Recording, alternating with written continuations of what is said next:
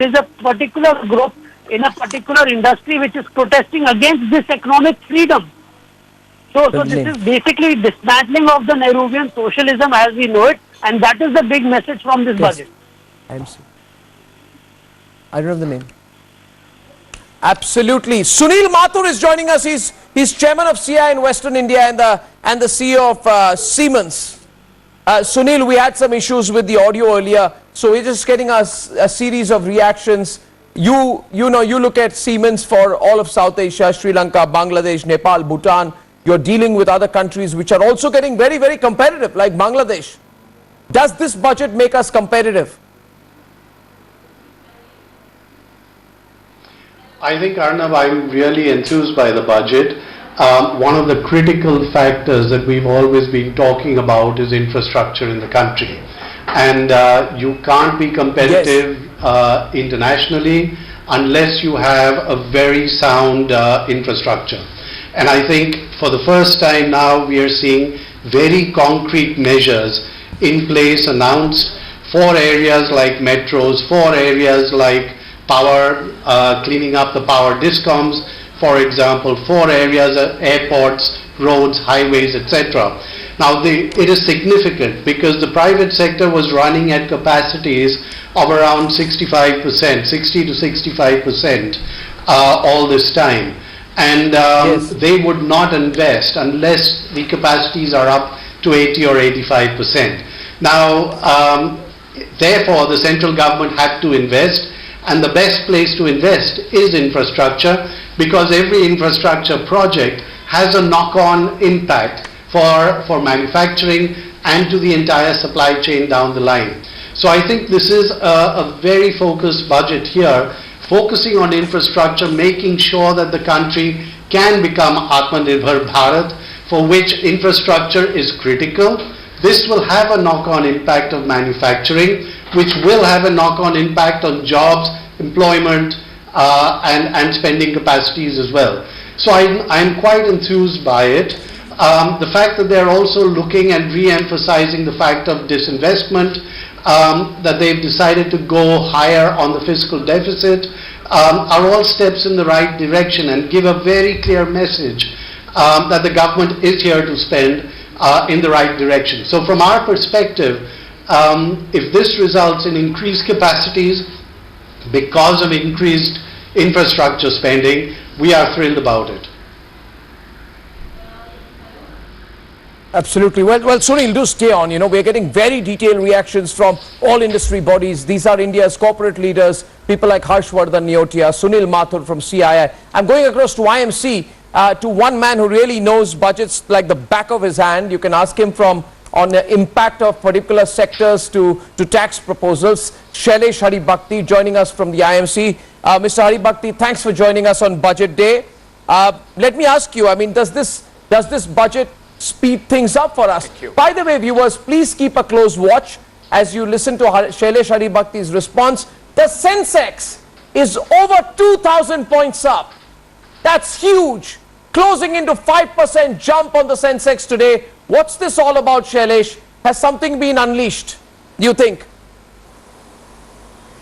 This budget, Arnab, is one of the best budgets India has ever seen.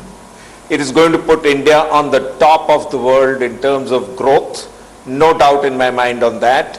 It is going to catalyze investment not just of 5 lakh crores, which is the budget allocation for CapEx, but a multiple of that. Because as asset monetization happens, as InvITs and REITs take off, and as sovereign funds, pension funds, agglomerations of money from all over the world start finding a route to India, we will see at least $100 billion of FDI coming into India in the next year, drawing twice the record of the FDI that we have ever had. I think this budget has cited all the opportunities so brilliantly. Taxes have been reduced where necessary, increased where necessary. GST is going to be rationalized. Inversion is going to be avoided. 400 bad unnecessary provisions are going to be scrapped from the customs law. Again, their inversion is going to be avoided. Direct tax, no change. only better facilitation, stability, rationalization, reduction in litigation, non-filing, moving towards tax determination, the most modern way to deal with taxpayers in the world. Data is going to be the centerpiece of India. We are able to do all this only because data is now being fed into the large big data system that the government has put in place. And I've never heard a finance minister use machine learning, artificial intelligence and data analytics as many times as this finance minister has. This is a brilliant budget. Nobody could have asked for anything more. Fantastic. I mean, that's I can tell you, MR, that's a huge endorsement coming from the man Shailesh Haribhakti, you know. That's massive. I mean, he's said it all there, and we have often thought about it, haven't we? PK, Gauri, Ashish, tax terrorism. This has been the word 3, 4, 5, 6 years back. Tax terrorism. We fear. And now we know no double taxation for NRIs as well. Are we getting rid of tax terrorism, Ashish?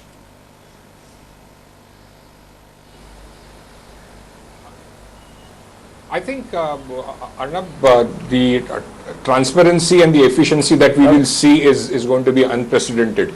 The one point I've been trying to make for a while now is that this ghost of tax cuts not being there, and to add to that, there was one more ghost which was added, which was that the oil prices have too much of taxes built onto it. So I would like to just highlight that if you look at the market has already given a thumbs up. It is clearly telling you it was not expecting a tax cut. It was expecting taxes to remain same, which the market has cheered.